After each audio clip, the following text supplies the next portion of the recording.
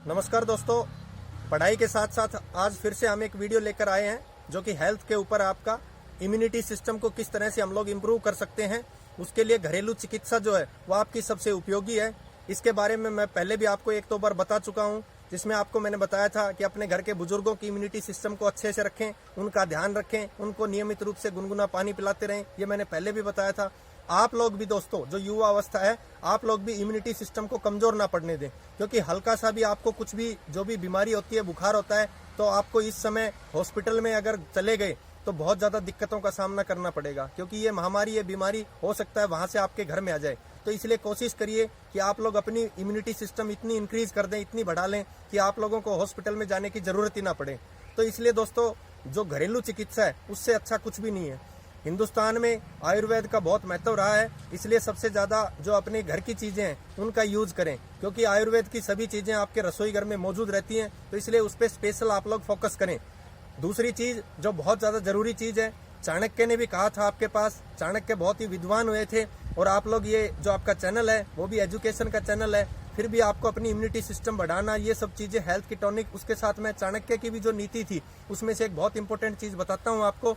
चाणक्य ने कहा था 2 असफलताओं के रीजन होते हैं, 2 असफलताओं के कारण होते हैं। एक तो सबसे बड़ा जो कारण होता है, जो लोग बहुत ज्यादा सोचते हैं जीवन में, वो कभी कुछ नहीं करते। दूसरे वो लोग होते हैं दोस्तों जो करते तो बहुत हैं लेकिन वो कभी सोच के कुछ भी नहीं करते। तो इसी तरह से इस समय भी ये दिक्कत है, ये इस समय भी ये त्रासदी है। तो इसमें बहुत कुछ सोचना है, बहुत कुछ आपको करना है अपने जीवन में।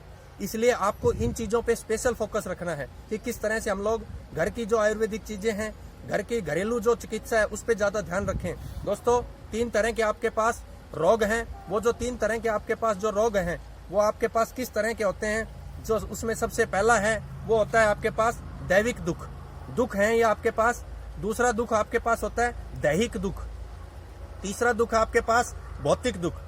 दैविक दुख कि भगवान जो है आपके पास वो कुछ इस तरह की आपके हालात हो जाए कि सूखा पड़ जाए, अकाल पड़ जाए, बहुत ज्यादा बारिश हो जाए, बाढ़ आ जाए, तो वो आपके पास दैविक दुख हो गया। जो आपके पास देवताओं ने, भगवान ने, अल्लाह ने, मालिक ने जो दुख दिया आपके पास, वो दैविक दुख हो गया।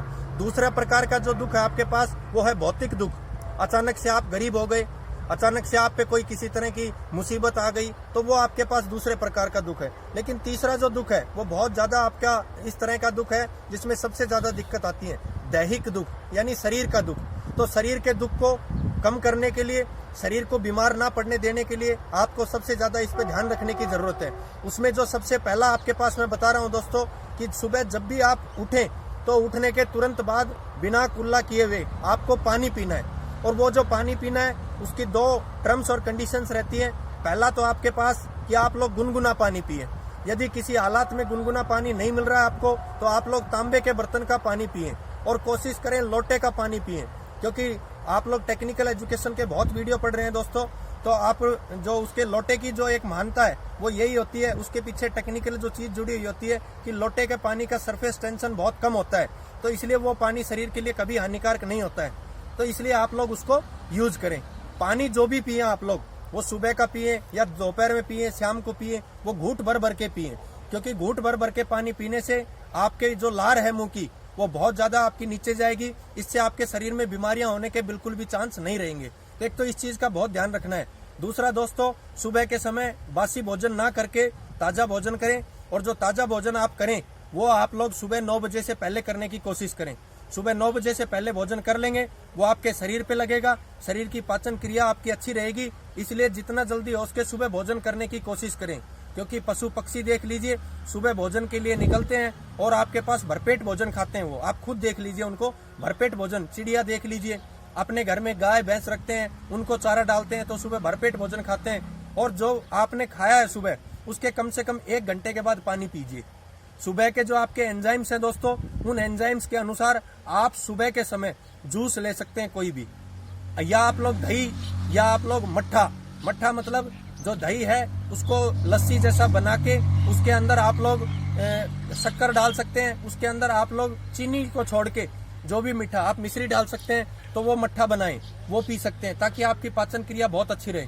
दोपहर के समय दोस्तों आप जो भोजन करें वो सुबह की अपेक्षा थोड़ा सा कम करें।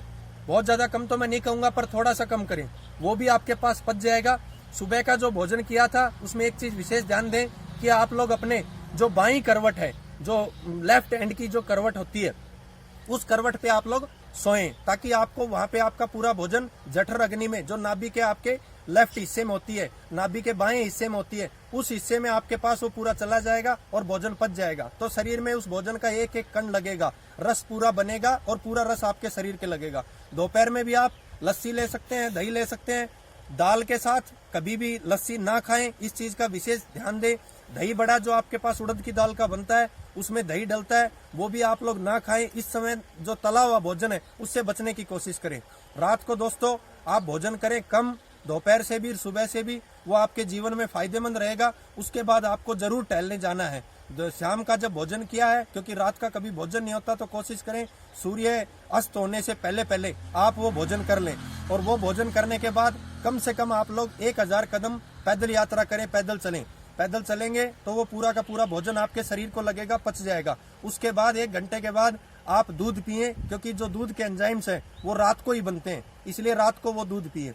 रात को कभी भी खट्टी चीज ना खाएं। खट्टी चीज खाएंगे तो इम्यूनिटी पावर सीधी सीधी आपकी कम होगी, आपके शरीर के रोगों की जो लड़ने की क्षमता है वो आपकी बहुत कम हो जाएगी। तो इसलिए उस चीज का विशेष ध्यान दें। शहद और दूध, शहद और घी कभी भी आपस में मिलाकर ना खाएं, वो आपके पास विष के समान होता है। तो कुछ चीजें जो विरुद्ध चीजें वो कभी ना खाएं, जैसे दूध के साथ कभी भी खट्टी चीज ना खाएं। इस तरह की चीजों पे ध्यान रखना है आपको। तो इम्यूनिटी सिस्टम बढ़ाना है। इम्यूनिटी सिस्टम अगर इंक्रीज रहा तो बीमारियां नजदीक ही नहीं आएंगी। तो ये आपको विशेष ध्यान रखना है। यही आपका लेक्चर था दोस्तों। आपका बहुत बहुत धन्यवाद।